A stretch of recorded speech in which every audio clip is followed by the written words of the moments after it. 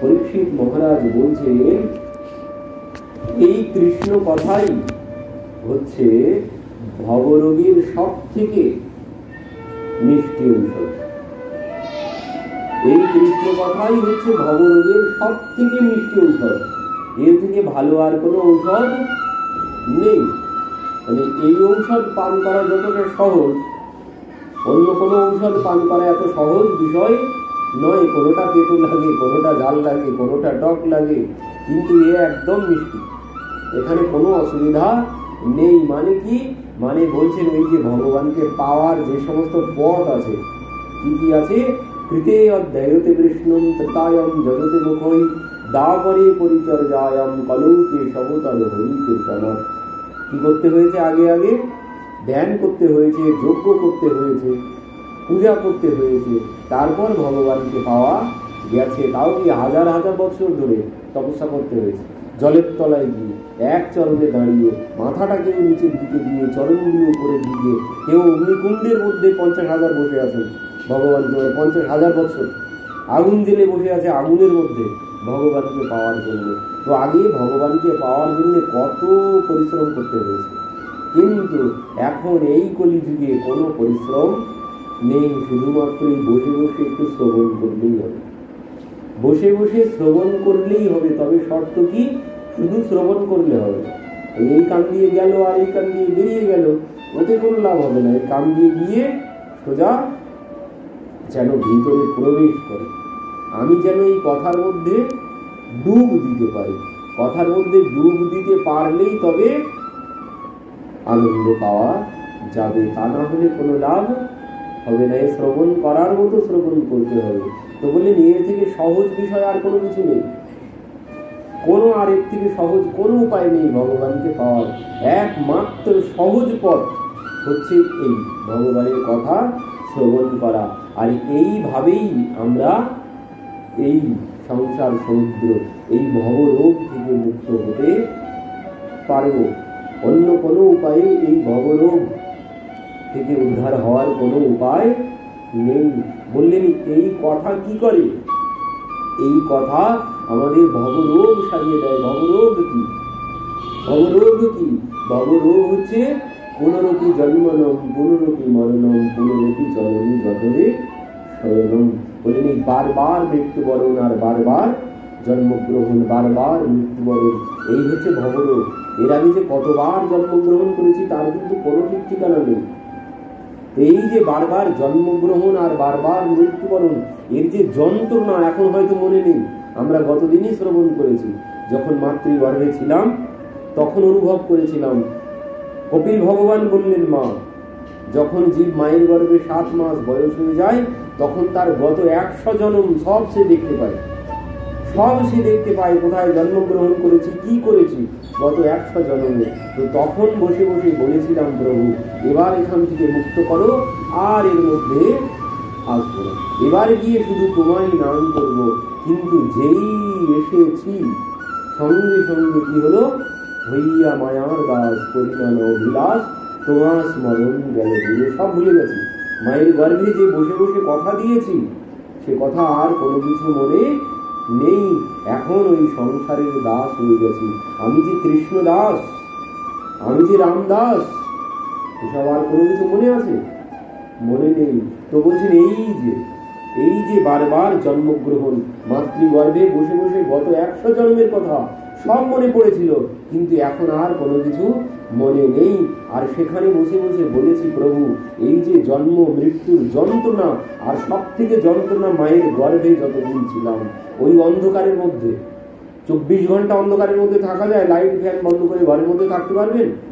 থাকা যাবে না। আর সেখানে 10 মাস 10 দিন থেকেছি একবার একটু ভেবে দেখুন কতটা যন্ত্রণা সেখানে ভোগ করেছি। কোনো লাইট ফ্যান কোনো কিছু নেই, শুধু আছে তাপ সেখানে। তো সেই তাপ যখন সহ্য করতে না পেরেছি তখন ভগবানকে বলেছি প্রভু এখান থেকে মুক্ত করো, আর এইখানে আর আসবো না, এবার গিয়ে তোমার নাম করবো। কিন্তু যেই চলে এসেছি আর কোনো কিছু মনে নেই। তো বললেন এই হচ্ছে ভবরোগ। এই পুনরপি জন্মনম পুনরপি মরণম পুনরপি চরণে সকলে শয়নম। আর তোমাকে এই কথা একবার মন দিয়ে দাও, আর তোমাকে আর আসতে হবে না। আর জন্মগ্রহণ করতে হবে না, আর মৃত্যুবরণ করতে হবে না, এই শেষ। এতেই বললেন এবারেই তুমি ভগবত চরণ পেয়ে যাবে যদি এই কথার মধ্যে মন দিতে পারো। কিন্তু দুঃখের বিষয় কথার মধ্যে মন যায় না সহজে। সংসারের গল্পের মধ্যে, বিষয়ের গল্পের মধ্যে মন যত সহজে আমরা দিতে পারি, ভগবানের কথার মধ্যে সেইভাবে মন কিন্তু দেওয়া যায় না।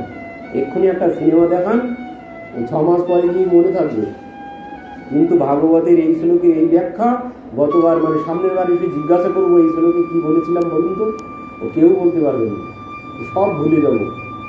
কেন? মায়া সব ভুলিয়ে দেবে, মায়া সব ভুলিয়ে দেবে, আমরা মনে রাখতে পারি না। এখানে আমাদের ওই আগ্রহ নেই যতটা বিষয়ের গল্পের মধ্যে আছে, যতটা বিষয়ের গল্পের মধ্যে আছে। সংসারের গল্প বলতে বলুন, তখন দেখবেন ঘুম আর আসবে না, তখন রাত ভোর হয়ে গেলেও গল্প শেষ হবে না সংসারের গল্প করতে বসলে। আর তখন কত আগ্রহ, কত আগ্রহ, কানগুলো সব কর্ণের মতো লম্বা হয়ে যাবে। তারপর কি হলো, তারপর কি হলো, তারপরে বল, তারপর বল, তারপর কি হলো বল। মানে বিষয়ের গল্প যদি একবার শুনি, ও খেতে শুতে বসতে ওই কথাই মনে পড়বে, খেতে শুতে বসতে ওই কথাই মনে আসবে সর্বক্ষণ। স্বপ্নেও শেষে গিয়ে ওই কথাই দেখব, ওই বিষয়ই স্বপ্নে আসবে। কেন?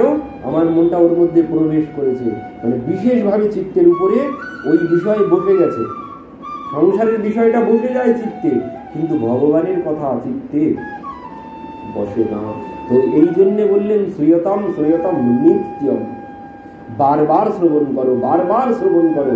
শ্রবণ করে করে, শ্রবণ করে করে একদম ভিতরে বসিয়ে নিতে হবে, যেন এক মুহূর্তের জন্য ভুলে না যাই সর্বক্ষণ। হ্যাঁ, ও কথা তো ঠিক আছে। তো কি হলো, বলছেন যে এই কথা বারবার শ্রবণ করো, বারবার শ্রবণ করো, শ্রবণ করে করে মানে ভিতরে বসিয়ে নাও, বিষয়ের রং যেন সেখানে আর না লাগে। এই কথা একবার বসিয়ে নিতে পারলে সেখানে আর বিষয়ের রং লাগবে না। এই কথা কি করতে পারে? পরীক্ষিত মহারাজ বলছেন এই কথা আমি এই জন্য শ্রবণ করতে চাই, কারণ এই কথার মাহাত্ম্য কি। এই কথা কেমন বলুন তো? এই কথা হচ্ছে ওই, এই কথায় কি বলছেন, ভগবানের কথা কি করতে পারে? তাপত্রায় বিনাশায়, ভগবানের কথা 3 তাপ বিনাশ করতে পারে। শ্রীকৃষ্ণায় বয়ম নমঃ, সচ্চিদানন্দ রূপায় বিশ্বৎপত্যাদি তবে তাপত্রায় বিনাশায় শ্রীকৃষ্ণায় বয়ম নমঃ। তো ভগবানের কথা তিনি সৎ চিৎ আনন্দময়, তো সেই ভগবানের কাজ কি? তিনি তাপত্রায় বিনাশায়, বিনাশ করেন বলেছেন এখানে, কিন্তু না বিনাশ করেন না। বিনাশ মানে কি? তাপত্রয় মানে 3 তাপ, আদি দৈবিক, আধ্যাত্মিক আর আদি ভৌতিক। এই 3 তাপকে তিনি বিনাশ করেন, বললেন না বিনাশ করেন না। কি করেন? কারণ শাস্ত্রে এও বলছে অবশ্যমেব ভক্তব্যম কৃতম কর্ম শুভম অশুভম, তোমার কর্মের ফল তোমাকেই ভোগ করতে হবে, আর অবশ্যই ভোগ করতে হবে। কর্মের ফল ফাঁকি দিয়ে তুমি কোথাও যেতে পারবে না। 1 টাকা কারো যদি মেরে খেয়ে থাকি, ওই টাকা শোধ দিতে আবার আসতে হবে। 1 টাকা যদি কারোর কাছে ঋণী থেকে যায়, ওটা শোধ দিতে আবার আসতে হবে তার কাছে। কোথাও যাওয়া যাবে না ফাঁকি দিয়ে, 1 আনা ফাঁকি দিয়ে কোথাও যাওয়ার জায়গা নেই। অবশ্যই তোমাকে ভোগ করতেই হবে তোমার কর্মের ফল। তো বলছেন এই কথা কি করতে পারে? তাপত্রায় বিনাশায় মানে আদি দৈবিক, আধ্যাত্মিক আর আদি ভৌতিক, এই হচ্ছে 3 তাপ। সংসারে এই তাপ ছাড়া অন্য কোনো কিছু নেই। একটি হচ্ছে আদি দৈবিক মানে ঝড় বৃষ্টি, রৌদ্রে ঠান্ডায় যে কষ্ট, একে বলে দৈবিক। আর আদি ভৌতিক মানে হিংস্র প্রাণী, সর্প বাঘ সিংহ আদি যে ভয়, একে বলে আদি ভৌতিক। আর একটি তাপ হচ্ছে আধ্যাত্মিক তাপ। আধ্যাত্মিক তাপ কি? নিজের কর্মের ফলকে বলে আধ্যাত্মিক তাপ। আমি যা যা কর্ম করেছি সেই কর্মের ফল আমাকে অবশ্যই ভোগ করতে হবে। কিন্তু এখানে প্রথমেই মাহাত্ম্যে বলে দিলেন তাপত্রায় বিনাশায়, তিনি এই 3 তাপকে বিনাশ করতে পারেন। তো পরবর্তীতে বলছেন না ভগবানের কথা কি করতে পারে, ভগবান কি করতে পারে? বললেন তাপত্রায় বিনাশ করতে পারে না, বিনাশ করতে পারে না। ভক্তের, আমরা সবাই একটা বলি না, ভক্তের জীবনে দুঃখই বেশি আসে, আর প্রমাণও দেখতে পাবো আমরা। যত ভক্তের চরিত্রে যাব তাদের মতো কষ্ট আর কারণ নেই জগতে। কেন? কারণ ভক্তের জীবনে যদি ওই যে যদি হয় তাপত্রয় বিনাশ হয়, তাই যদি হবে, ভগবান যদি তিনটা বিনাশ করে দেন তাহলে ভক্তের জীবনে এত কষ্ট কেন আসবে? মীরাবাই কত যন্ত্রণা সহ্য করেছে, কেন তার এত কষ্ট আসবে? ভক্তের জীবনে তো তাহলে কষ্ট আসবে না। বললেন না, ভক্তের জীবনে কষ্ট আরো বেশি করে আসবে, ভক্তের জীবনে কষ্ট আরো বেশি করে আসবে। কিন্তু এখানে একটি সমস্যা আছে, মানে একটি রহস্য আছে। রহস্যটি হচ্ছে এই, কষ্ট তো বেশি করে আসবে, কিন্তু কি হবে? বললেন এই কথা কি করতে পারে? এই কথার এমন শক্তি, ওই ডাক্তার যখন অপারেশন করে রুগীকে, কারো পেট কেটে অপারেশন করা হচ্ছে, তো সেই রুগী পেট কাটা হলো সব, সে তো তার মতোই পড়ে আছে, কোনো যন্ত্রণা আছে? কোনো যন্ত্রণা আছে? রক্ত তো বার হচ্ছে, কিন্তু তার কিন্তু কোনো যন্ত্রণা নেই, সে নিশ্চিন্তে শুয়ে আছে। অথচ তার পেট কেটে ফেলা হলো, সেলাই করা হলো, রক্ত বার হলো, সব কিছু হলো, কিন্তু তার কোনো যন্ত্রণা নেই। কেন নেই? তাকে অ্যানাস্থেসিয়া করে অজ্ঞান করা হয়েছে, এই জন্যে তার কোনো যন্ত্রণা নেই। তো ভগবানের কথা কি? ভগবানের কথা হচ্ছে ওই অ্যানাস্থেসিয়া, ভগবানের কথা ওই অ্যানাস্থেসিয়া, মানে এ তোমাকে অজ্ঞান করে রাখবে, এই সংসারের তাপ তোমাকে বুঝতে দেবে না। সংসারের যত তাপ আছে সব তোমার কাছে আসবে, কিন্তু যন্ত্রণা তোমার হবে না। ও যতই কেটে রক্ত বার হোক না কেন, ও তুমি কোনো কিছু বুঝতে পারবে না। এই হচ্ছে কথার মাহাত্ম্য, এটাই হচ্ছে কথার মাহাত্ম্য। আমার কাছে বললেন সংসারের সমস্ত তাপ সব আসবে, আরো বেশি করে আসবে। আমি যখন ভক্ত হব তখন আরো কষ্ট বেশি করে আসবে। তারও কারণ আছে, কেন আসবে? কারণ আমি যখন ভক্ত হয়ে যাব, ভক্তি পথে যখন আমি চলতে শুরু করব, তখন ভগবান দেখবেন এ তো আর আসবে না, এই এর শেষ, এই জন্ম মৃত্যু চক্র থেকে এবারে মুক্ত হয়ে যাবে। তাহলে এর যে কর্মফল, অবশ্য মেব বক্তব্যম, গত পূর্ব জন্মে যে কর্মফল আছে, তো সেই কর্মফল কে ভোগ করবে? সব ভোগ করতে হবে তো এবারই, আর তো আমি আসবো না। তো এবার সুদে আসলে সব ভোগ করে যেতে হবে, সব ঋণ শোধ করে যেতে হবে, কারণ আমি আর আসবো না। তো এই জন্যে ভগবান আমার সমস্ত কর্ম এইবারই ভোগ করিয়ে নেবে। আর এই জন্যই ভক্তের জীবনে এত দুঃখ আছে। ওই যে মাধব দাসজির কথা আমরা শুনেছি না, পুরীধামে মাধব দাসজি, যার জন্য জগন্নাথ 14 দিনের পেটের রোগ নিয়ে নিলেন। মাধব দাসজি 30, 35, 40 বার করে টয়লেট যেতে হচ্ছে, এমন অবস্থা হয়েছে। আর যতবার টয়লেট যায়, সাধু সন্তের একটা অভ্যাস আছে, স্নান করতে হবে। এবার ওই টয়লেট যাচ্ছেন আর স্নান করছেন, টয়লেট যাচ্ছেন আর স্নান করছেন, এই করতে করতে আর চলছে না। দিনে যদি 30-35 বার করে টয়লেট যেতে হয়, তাহলে আর শরীর চলে? তো এইভাবে চলতে দেখলেন আর শরীর চলছে না, তো তখন ভাবছেন আমি তো আর থাকবো না, আমি হয়তো এভাবেই চলে যাব। তো এই ধামের মধ্যে থেকে ধাম নোংরা করছি, তো এর থেকে ওই সমুদ্রের কিনারায় চলে যাই, ওখান থেকেই ভেসে চলে যাবো একেবারে সমুদ্রের জলে। তো সমুদ্রের কিনারায় গিয়ে পড়ে আছেন, আর ওইভাবে অচৈতন্য অবস্থায় মলত্যাগ করেছেন। এবার কি হয়েছে? কয়েকদিন এইভাবে কেটেছে। 4-5 দিন পর যখন একটু সুস্থ হয়েছেন, তখন দেখছেন ছোট্ট একটা 10-12 বছরের বালক ওনাকে ধুইয়ে মুছে পরিষ্কার করে নতুন একটি পোশাক পরাচ্ছে। অল্প অল্প যখন জ্ঞান হয়েছে উনি দেখছেন। এবার হঠাৎ সেদিন চলে গেছে, পরের দিনও সেই বালক এসে ওনাকে পরিষ্কার করে ওনাকে পরিষ্কার পোশাক পরাচ্ছে। এবার যখন একটু শরীর সুস্থ হয়েছে, উনি উঠে বসেছেন, বসে সেই বালকের হপ করে হাত ধরেছে। বলো তুমি কে? তুমি কে? মানে যে কার্য নিজের ছেলেমেয়েরাও করতে চায় না, আর তুমি এসে আমার সেই সমস্ত কর্ম করছো, এইভাবে আমার নোংরা পরিষ্কার করে আমার শরীর পরিষ্কার করছো, কে তুমি? বাবা আমি এখান থেকেই যাচ্ছিলাম, তুমি এখানে এইভাবে পড়েছিলে, তো দেখে আমি তোমাকে পরিষ্কার করতে গেছি। না, আমি এই প্রশ্ন করিনি, আমি জানতে চেয়েছি তুমি কে। কিছুতেই বলবেন না। বাবা আমি এখান থেকে যাচ্ছিলাম, তাই দেখলাম তুমি এইভাবে পড়ে আছো, তাই তোমাকে পরিষ্কার করতে এলাম। বারবার ওই একই কথা বলে যাচ্ছেন। মাধব দাসজি বলছেন, দেখো যতক্ষণ না বলবে ততক্ষণ আমি তোমার হাত কিছুতেই ছাড়ব না। এবার যখন ভগবান বলছেন না, তখন মাধবদাসজি নিজেই বলছেন, তুমি না বললেও আমি বুঝতে পেরেছি তুমি আমার জগন্নাথ না। প্রভু বলছেন, হ্যাঁ আমি তোমার জগন্নাথ। হে প্রভু, তুমি কি করলে? এই অপরাধ আমি কোথায় রাখবো? ভক্ত করে ভগবানের সেবা, আর ভগবান এইভাবে আপনি আমার সেবা করছেন, এই অপরাধ আমি কোথায় রাখবো? এ পাপ আমি সহ্য করতে পারবো না, বইতে পারবো না। প্রভু, তুমি এ কর্ম কেন করছো? ভগবান বলছেন, তুমি আমার জন্য সব ছেড়ে এসেছো, তো আমার কর্তব্য কি?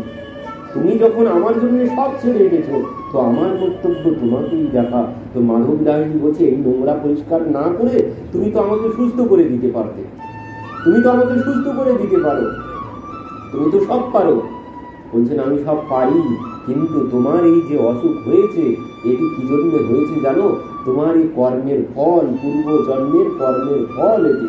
তো আমি পারবো না, কর্মের ফল আমি কিছুতেই লাভ করতে পারবো না। তোমার কর্মের ফল তোমাকেই ভোগ করতে হবে। বললেন, সে কি প্রভু, তুমি পারো না এমন কোনো বিষয় আছে নাকি? বললেন, না, জীবের কর্মফল তাকেই ভোগ করতে হবে, তবে একটি পথ আছে। কি পথ আছে? বলছেন, ওই তোমার কর্মের ফল তো ভোগ করতেই হবে। তো দেখো, তুমি যদি ভোগ না করতে পারো, তোমার হয়ে তোমার কর্মের ফল আমি ভোগ করবো। না হলে এই কর্মফল এখন যদি আমি চাপা দিতে পারি, কিন্তু এর জন্য তোমাকে আবার আসতে হবে, এই জন্য এটা ভোগ করতে আর একবার জন্ম নিতে হবে, আবার কষ্ট ভোগ করতে হবে। তো এই জন্য তোমাকে কর্মের ফল তোমাকেই ভোগ করতে হবে, তোমার কর্মের ফল। তো ভগবান বলছেন, ঠিক আছে, আমি তোমার ওই কর্মের ফল আমি নিয়ে নিচ্ছি, তোমাকে আর ভোগ করতে হবে না। তো ওই 14 দিন বললেন, এখনো তোমার 14 দিনের ভোগ বাকি আছে, তো এই 14 দিন আমি নিয়ে নিলাম। তো সেই জন্য ওই স্নান যাত্রার পর 14 দিন বন্ধ থাকে মন্দির। কেন? ওই 14 দিন পেট খারাপ, মাধবদাসজির ওই পেট খারাপের রোগ ইনি নিয়েছেন, আর এই জন্যই ওই 14 দিন কিন্তু কোনো রান্না বান্না, ভোজন ভোগ কোনো কিছু লাগে না, ঔষধপত্র পাঁচন আদি ভোগ লাগে। কেন? ওই পেট খারাপটাই, খাওয়ার দাওয়া সব বন্ধ। তো এই হচ্ছে ভগবানের ভক্ত বৎসলতা। তিনি ভক্তের কর্মফল নিজে ভোগ করেন। তো এই কর্মফল সবাইকে ভোগ করতে হবে, আর অবশ্যই ভোগ করতে হবে। তবে এই কথা তাহলে কি করবে? কথা আমি কি জন্য শুনতে যাবো? বললেন, এই কথা শুনলে কি হবে? ভগবানের কথায় মন দিলে কি হবে? কর্মের ফল তোমাকে ভোগ করতে হবে, কিন্তু ওর যে যন্ত্রণা, ওর যন্ত্রণা অনুভব হবে। কর্মের ফলে যে যন্ত্রণা আছে, ওই যন্ত্রণা, বললেন, ওই কেটে ফেললে রোগী যেমন বুঝতে পারছে না, ঠিক তেমন সমস্ত কর্মের যন্ত্রণা, দুঃখ সব তোমাকে ভোগ করতে হবে, কিন্তু কোনো যন্ত্রণা তোমাকে সহ্য করতে হবে না। সব আসবে, সব চলে যাবে, তুমি কোনো কিছু বুঝতে পারবে না। আর এই হচ্ছে কথার মাহাত্ম্য। আর পরীক্ষিত মহারাজ বলছেন, এই জন্যই আমি এই কথা সবিস্তারে শ্রবণ করতে চাই, কারণ এই কথাই পারে এই ভবরোগ থেকে মুক্ত করতে। আর এই মাস হচ্ছে এই ভবরোগ থেকে মুক্ত হওয়ার মাস। এই দামোদর মাস, এই মাস হচ্ছে ভবরোগ থেকে মুক্ত হওয়ার মাস। আর এই জন্যেই এটা খেতে নেই, ওটা খেতে নেই, সেটা খেতে নেই। কেন খেতে নেই? কারণ ওই যদি অ্যালার্জির রোগ হয়, যদি এখন অ্যালার্জির রোগ হয়, তাহলে অ্যালার্জির ঔষধ তো খাবো, সঙ্গে যদি টক খাই, বেগুন খাই, চিংড়ি মাছ, ডিম, কাঁকড়া সব যদি খেয়ে যাই, অ্যালার্জি সারবে? অ্যালার্জি কিন্তু সারবে না। তো অ্যালার্জি যদি সারাতে চাই, তাহলে এই সমস্ত খাবারগুলো বাদ দিয়ে ঔষধ খেলে তাড়াতাড়ি অ্যালার্জি সেরে যাবে। তো ঠিক তেমন এই মাস হচ্ছে ভবরোগ সারানোর মাস। এখন আমরা ভবরোগ সারাতে বসেছি, এই ভবরোগের ঔষধ পান করতে বসেছি। আর বললেন, এই ভবরোগ যদি সারাতে চাও, তো ওই যেসব খাবারের রোগ বাড়ে, ওই খাবার সব বাদ দিতে হবে। এই জন্যে এই মাসে কলা, পেঁপে, আলু আর কচু, আর কোনো কিছু খাওয়া যায়। যদি রোগ সারাতে চাও, তাহলে তোমাকে এইগুলো এর থেকে আর বাইরে যাওয়া যাবে না। এইগুলো খেয়ে ভগবানের কথামৃত পান করো, ওই খাবার বাদ দিয়ে ভগবানের কথামৃত পান করো। পরীক্ষিত মহারাজ পরবর্তীতে বলছেন, সুখদেবজি বলছেন পরবর্তীতে, এত কিছু বলার পরেও মানে শ্রোতা কেমন পরীক্ষা করছেন। তো শ্রোতার পরীক্ষা নেওয়া হয়ে গেছে, পরবর্তীতে আবার বলছেন, রাজন আপনি আর 4 দিন বসে আছেন, আপনি 4 দিন বসে আছেন, যান একটু জল গ্রহণ করে আসুন। কারণ যে জলের জন্য সমিত ঋষির গলায় মৃত সর্পটা জড়িয়ে এলেন, তো সেই জল গ্রহণ করে আসুন। আর 4 দিন আপনি এক আসনে বসে আছেন, দিবারাত্র 24 ঘন্টা, 4 দিন হয়ে গেছে। তখন বলছেন, মহারাজ আমার কোনো ক্ষুধা তৃষ্ণা কোনো কিছু নেই। কেন নেই? বললেন, বিবন্ত্যম তলে মুখাম্বুজম চুতম হরি কথামৃতম। বললেন, এই কথামৃত পানের মাস এটি, এই মাসে এই কথামৃত পান করে থাকতে হবে। ও সমস্ত ভোজন সব ত্যাগ করে শুধু কথামৃত যদি পান করতে পারি, তাহলে ক্ষুধা তৃষ্ণা কোনোটাই আসবে না, আর ভবরোগও সেরে যাবে। আর যদি সব খেতে থাকি আর ঔষধও যদি পান করতে থাকি, ওই যতক্ষণ ঔষধ খাবো ততক্ষণ একটুখানি রোগ ভালো হলো, ঔষধ যেইবার দেব সঙ্গে সঙ্গে যে রোগ আবার সেই রোগ ভোগ করে যেতে হবে, ওই রোগ সারবে না। আর রোগ সারাতে গেলে নিয়ম মেনে ঔষধ সেবন করতে হবে। আর এই জন্যেই দামোদর মাসে এত নিয়ম বিধি, এই কারণেই এত নিয়ম বিধি, কারণ তোমার রোগ সারাতে হবে। রোগ সারাতে গেলে অনেক নিয়ম বিধি পালন করতে হয়, আমরা সবাই জানি। আর এই মাস হচ্ছে রোগ সারানোর মাস। এই মাস কি মাস? এই মাস যেমন তেমন মাস নয়। ভগবানের যেমন অবতার আছে না, মৎস্য কুর্ম বরাহ রাম পরশুরাম আদি যত অবতার আছে, ঠিক তেমন এই দামোদর মাসটাও ভগবানের একটি অবতার, এ অন্য কোনো কিছু নয়। এই মাসটাই ভগবান, এই মাসটাই ভগবানের একটি অবতার, এটি ভগবান। এই জন্য এই মাসে এত নিয়ম বিধি পালন করতে হয়, এই মাসে ভগবানের জন্য পরিশ্রম করতে হয়, এই মাসে সংসারের সবকিছু বাদ দিয়ে এই মাসটি ভগবানের জন্য দিতে হয়। এই হচ্ছে নিয়ম। তো বললেন, এই কথা যখন বলেছেন পরীক্ষিত মহারাজ, সুখদেবজি ভাবে বিভোর হয়ে গেছে। মানে ভাবছেন, এমন শ্রোতা না হলে শ্রোতা, শ্রোতা তো এমনই হবে, ক্ষুধা তৃষ্ণা কোনো কিছু নেই, শ্রোতা এমনই হবে। বললেন, আপনার মুখে কথামৃত পান করে আমার ক্ষুধা তৃষ্ণা সব চলে গেছে, তাহলে কি যেমন তেমন শ্রোতা নাকি পরীক্ষিত মহারাজ? তো এই জন্যে তিনি বুঝলেন যে নাকি কথা শ্রবণ করানো যায়। এইবার তিনি কথা বলতে শুরু করে দিয়েছেন। বলছেন, রাজন, যে সময়ে পৃথিবীতে দুষ্ট রাজাদের প্রভাব বেড়েছিল, পৃথিবীতে যখন দুষ্ট রাজাদের প্রভাব বেড়েছে, জরাসন্ধ, কংস আদি, এদের প্রভাবে পৃথিবী মাতা এদের ভার আর সইতে কিছুতেই পারছেন না। পৃথিবী মাতা পাপীর ভার সহ্য করতে পারেন না। তো এই পৃথিবী মাতা কি করলেন? গোমাতার রূপ ধারণ করলেন। গোমাতার রূপ ধারণ করে তিনি ব্রহ্মার কাছে গেলেন। ব্রহ্মদেবের কাছে গিয়ে বললেন, হে পিতামহ ব্রহ্মা, আপনি আমার এই ভার লাঘব করুন, আমি আমার এই পাপী তাপী ভার সহ্য করতে পারছি না। তো পিতামহ ব্রহ্মা কি বললেন? দেখো, আমি তো ভার বাড়াতে জানি, আমি তো ভার কমাতে জানি না। কারণ তার কাজ কি? ব্রহ্মার কাজ সৃষ্টি করা। তো বললেন, আমি ভার বাড়াতে পারি, আমি তো কমাতে পারি না। তো তাহলে কি হবে? তো বললেন, ঠিক আছে, ভগবানের কাছে চলো। তো সেই গোমাতাকে নিয়ে তিনি ভগবানের কাছে গেলেন। তো গোমাতাকে যখন ভগবানের কাছে নিয়ে গেছেন, ভগবান গোমাতাকে দর্শন করে বললেন, মা, তুমি কোনো চিন্তা করো না। কেন? বলছেন, यदा यदा हि धर्मस्व ग्लानिर्भवति भारत अभ्युत्थानम् अधर्मस्य तदात्मानं सृजाम्यहम् परित्राणाय साधूनां विनाशाय च दुष्कृतम् धर्मो संस्थापनार्थाय সম্ভবামি যুগে যুগে। মা, বিনাশায় চ দুষ্কৃতম, দুষ্কৃতকারীর বিনাশ করার জন্য আমি খুব শীঘ্রই ধরাধামে আসছি, তুমি চলে যাও, তোমার কোনো চিন্তা করতে হবে না। এই কথা শ্রবণ করে ব্রহ্মা পৃথিবী মাতাকে নিয়ে চলে এসেছেন। এসে ব্রহ্মা গিয়েছেন কোথায়? ব্রহ্মা গিয়েছেন স্বর্গলোকে। স্বর্গে গিয়ে সমস্ত দেবতাদেরকে বললেন, আমি প্রভুর কাছে গিয়েছিলাম, প্রভু বলেছেন বসুদেব গৃহে সাক্ষাৎ ভগবান পুরুষ পরহ জনিষ্যতে তৎপ্রিয়ার্থম সম্ভবন্তু সুরস্ত্রিয়। ভগবান আসবেন মথুরা মণ্ডলে, আর তিনি একা আসবেন না, তিনি তার প্রিয়াজিকে সাথে নিয়ে আসবেন। রাধারানীর উল্লেখ আমরা পাই না ভাগবতে। এইখানে এই শ্লোকে পরিষ্কার বলেছেন, বসুদেব গৃহে সাক্ষাৎ ভগবান পুরুষ পরহ জনিষ্যতে তৎপ্রিয়ার্থম, তিনি তার প্রিয়াকে নিয়ে মথুরা মণ্ডলে বসুদেব গৃহে তিনি অবতীর্ণ হবেন।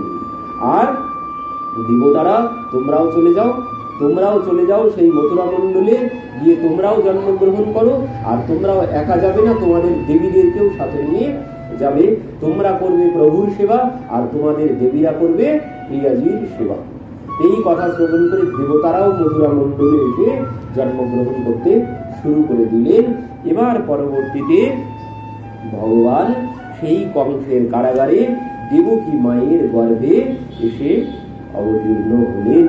দেবতারা যখন জানতে পারলেন যে ভগবান দেবকী মায়ের গর্ভে এসেছেন, তখন দেবতারা সবাই সেই কারাগারের মধ্যে গেছেন। সবাই কারাগারের মধ্যে গিয়ে ভগবানের গর্ভস্তুতি, দেবকী মায়ের গর্ভস্তুতি করতে শুরু করেছেন। ভগবানকে স্বাগত জানাতে শুরু করেছেন। কিভাবে? স্বাগতম কৃষ্ণ শরণাগতম কৃষ্ণ, স্বাগতম সুস্বাগতম শরণাগতম কৃষ্ণ, স্বাগতম কৃষ্ণ সুস্বাগতম কৃষ্ণ, সত্যব্রতম সত্যপরম ত্রিসত্যম, সত্যস্বযোনিম নীতম চ সত্যে, সত্যস্ব সত্য মৃত সত্য নেত্রম, সত্যাত্মকম তম শরণম প্রপন্য, স্বাগতম কৃষ্ণ শরণাগতম কৃষ্ণ। দেবতারা গর্ভস্তুতি করছেন কি বলে? সত্যব্রতম, প্রভু তোমার ব্রত সব সত্য। সত্য মানে তুমি পরম সত্য। ত্রিসত্যম, সত্যস্য যোনি নিহিতম চ সত্যে, সত্যস্য সত্য অমৃতস্য সত্য, সত্য নেত্রম সত্য আত্মকম তম শরণম প্রপন্ন, তুমি সত্য, তুমি সত্য। নানান রকম ভাবে দেবতারা ভগবানকে সত্য সত্য সত্য সত্য বলে সম্বোধন করলেন। প্রভু একমাত্র তুমি সত্য, আর জগৎ সব মিথ্যা। তো এইভাবে দেবতারা গর্ভস্তুতি করে চলে গেলেন। পরবর্তীতে অতঃ সর্বভূত বেদ কালহ পরম শোভনম, সেই পরম মঙ্গলময় সময় যখন এসে উপস্থিত হলো ভাদ্র মাস কৃষ্ণপক্ষ অষ্টমী তিথি বুধবার হর্ষণ যোগ রোহিণী নক্ষত্র মধ্যরাত্রি 12টায় ভগবান এসে অবতীর্ণ হলেন। চতুর্ভুজ নারায়ণ ভগবান কি চতুর্ভুজ মূর্তিতে ভগবান এসেছেন কংসের কারাগারে। যখন এসেছেন কারাগার আলোয় ভরে গেছে। এদিকে কংস দেবকী মাতা দেখলেন তাদের যে বন্ধন ছিল, শিকলের বন্ধন সব খুলে গেছে। আর এই দেখেই বসুদেবজি গিয়ে করজোড়ে প্রভুর চরণে পড়ে প্রণাম করে প্রভুর স্তুতি করতে শুরু করেছে। দেবকী মাতা বললেন আসতে বলো, জানতে পারলে কংস ছুটে আসবে। ভগবান বললেন মা তোমার কোনো ভয় করতে হবে না, যতক্ষণ আমার হাতে শঙ্খ চক্র গদা পদ্ম আছে কোনো ভয় নেই। তো এবার বসুদেবজি গলা ছেড়ে স্তুতি পাঠ করতে শুরু করলেন। মা বলছেন তাহলে আমি কেন চুপচাপ বসে থাকি? মাও এবার স্তুতি করতে শুরু করেছেন। মা কি বলছেন? ব্রহ্মাণ্ড নিকায়া নির্মিত মায়া রোম রোম প্রতি বেদ কহে, সো মমোরবাসী এহ উপহাসী শোনাত ধীর নর নার হয়ে। বলছেন প্রভু এ কি, আমার তো বিশ্বাসই হচ্ছে না যে ভগবান এই ব্রহ্মাণ্ড সৃষ্টি করেছেন, এই ব্রহ্মাণ্ড যার উদরে বাস করে, আর সেই ভগবান আমার সন্তান, এ আমার কিছুতেই বিশ্বাস হচ্ছে না। ভগবান বলছেন মা আমি তোমারই সন্তান। পরবর্তীতে বসুদেবজিকে সব বুঝিয়ে বলে দিলেন যে আমি যখন ছোট হয়ে যাব আপনি এখান থেকে নিয়ে আমাকে নন্দালয়ে রেখে আসবেন, ওখানে একটি পুত্র আর একটি কন্যা জন্মগ্রহণ করবে, কন্যাটিকে নিয়ে আসবেন আর আমাকে ওখানে রেখে চলে আসবেন। তো পরবর্তীতে সব বলে তিনি ছোট হয়ে মায়ের পাশে শয়ন করলেন। বসুদেবজি পুত্রকে নিয়ে চলে গেলেন। এবার যখন নিয়ে বার হয়েছেন তো বৃষ্টি এসেছে, তখন শেষজি দেখলেন প্রভু সদ্য জন্মগ্রহণ করেছেন, ছোট্ট ঠান্ডা লেগে যেতে